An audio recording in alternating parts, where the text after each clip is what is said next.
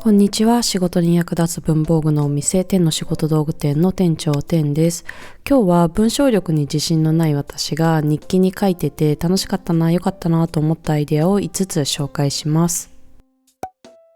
ちょうど1年くらい前から万年筆の練習がてら日記を始めてて、気がついたらね、もう1年が経とうとしてます。今はね、2、3日に1回まとめ書きをしたりとか、特に何もなかった日は書かないこともあるので、緩やかにね、続いている状態です。2023年3月末に日記を始めた時は続けられるね自信もなかったので、この小さい A7 サイズのメモ帳に書いていました。3冊セットだったのですが、すべて使い終わるまでに半年ほど。その後このメモ帳に使われている MD ペーパーがね、裏抜けもせず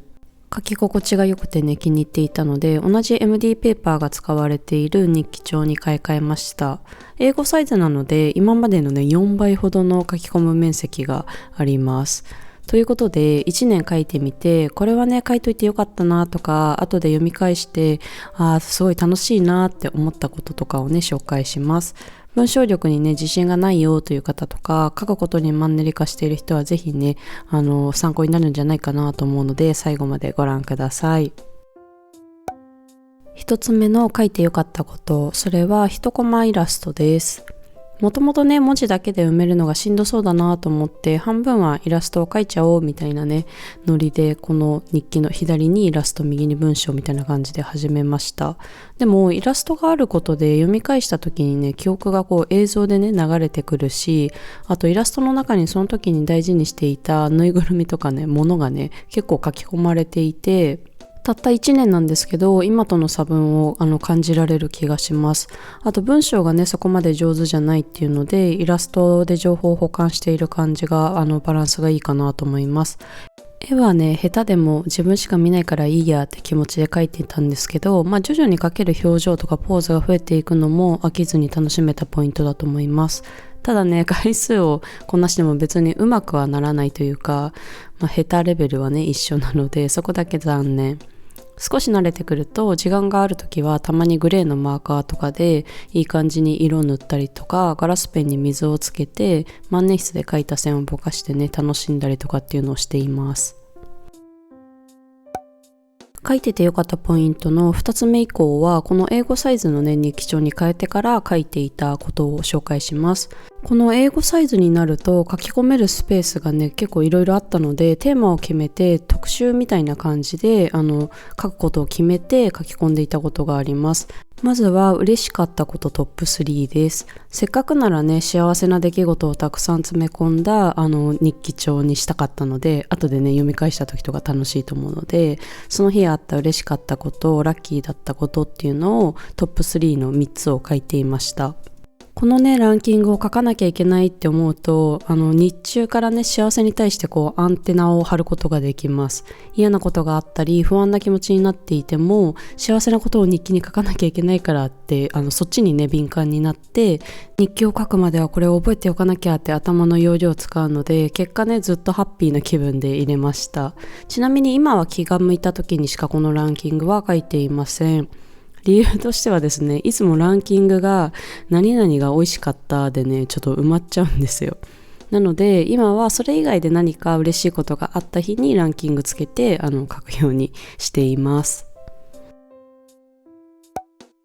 書いていてよかったポイント3つ目も特集というかコーナー化していた1日1学1学びというもの、その日初めて知ったことを書いたら面白いかなとか、知識が豊かになるのではと思って書いていました。しかしね、意外とないんですよ。1日1個も初めて学ぶことなんてね。なのでハッピーな出来事同様に日記に書くからという意識を持って生活することで、そういえばこれ後で調べようと思ってたんだったみたいなのを思い出して改めてね調べたりとか、いつもなら調べるのをこう後回しにしがちなんですけど、いや今日日記に書きたいから今調べようと思えたので、いいコーナーだったなと思ってます。こちらは今もね、なるべく書くようにしてるんですけど、コーナー名がね、ちょっとダサいので、いい呼び方ないかなと模索してます。仕事に役立つ文房具の本が発売されました。全国書店 Amazon にてご購入いただけます。ぜひチェックしてみてね。書いててよかったこと4つ目は、写真を貼るです。いやもう書いてないじゃんっていう苦情もね受け付けます。すいません。一つ目のイラストと同じ理由なんですけども、文章を書くのが特段好きじゃない人っていうのが毎日日記を書くっていうのはやっぱねハードルが高かったなと我ながら思います。でもね全く書きたくないわけじゃなくて、適切な分量、自分が書ける分量で日記は書きたくて、あと読み返した時にねこんなことあったなとか今はどうだろうって懐かしさに浸りつつ考えるきっかけにしたいなっていう日記欲みたいなのはあるので、足りない文章力を補うためにも、そしてね適切な分量にするためにも写真を貼るのが良い選択だと思っています。私が使っているのはねキヤノンのプリンターなんですが、専用のね印刷用紙が少し割高ではあるんですけど、インク不要で裏がねシールになっていてスマホだけで印刷できているので重宝しています。簡単にねページが華やかになるので、書いた時の満足感とかもあって日記を楽しめている大きな一つの要因です。書いてて良かったこと5つ目は、最近チャレンジしている複数コマのねイラストです。1コマから成長しました。文字で書く前に何が起きたのかっていうのを複数のイラストで書いておくと、それが下書きみたいな感じになって、その後にね読みやすい文章を比較的短時間でまとめてね書けます。これは得意不得意の問題かなと思うんですが、文章力がもともとあって文字でまとめるのが得意な方は先に文字を書いた方がイラストがね描きやすいと感じるんじゃないかなと思っています。というわけで、文章力がなくても日記をね楽しみながらなんとか1年続けられたっていうのは、イラストや写真を使って情報を保管しつつも書き込むスペースをね減らして適切な文章量になるようにしたっていうのと、あと事前に何を書き込むかっていうのを決めてコーナー化をねしておくことで、何気ないことにアンテナが張れるようになったりとか、それのおかげで行動がね少し日常の行動が変わったことで、それらを1年続けたら文章の下書きとして複数のコマでイラストが描けるようになって、短時間で書きたいことをまとめられるようになったからかなと思います。でもっともっとねインスタで見るような華やかでおしゃれな日記帳にしたいって思う反面、いや私のスキルだとこれ以上は無理だなって思っちゃってもいます。はい。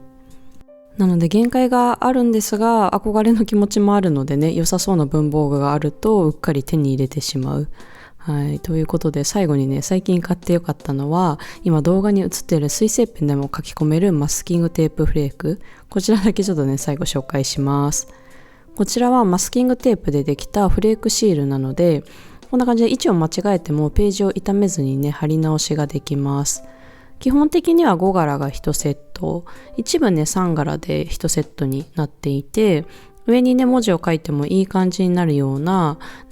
さりげないデザインっていうのが多いです。手帳以外にもねラベルとして使うのも全然ありなんですけど、30枚入りで715円とちょっとね高いので気軽に使う感じではなくて、今後も残るようなアルバム、日記、手帳とかに使いたいなっていうのが個人的な感想です。このアイテムは水性ペンでもねマステの上から書けるっていうのが特徴なんですけども、動画のように万年筆でも書けました。ちょっとね乾かす時間は必要かなと思いますが、インクを弾く感じもねなくて、ザラザラとしたね表面の質感なんですけど、そこにしっかりインクが乗ってくれています。イラストや写真をこのマステの上にね書くだけとか貼るだけでいい感じの背景に、ね、なってくれて、おしゃれな日記帳になれそうな可能性をねちょっと感じますよね。というわけで完成。日記帳の投稿は今後もね予定しているので、もしリクエストなどあれば気軽にねこちらの動画のコメントを残していただければなと思います。最後までご覧いただきありがとうございます。日記に書いていてこれ良かったよっていうことがあればぜひ教えてください。ではまたね。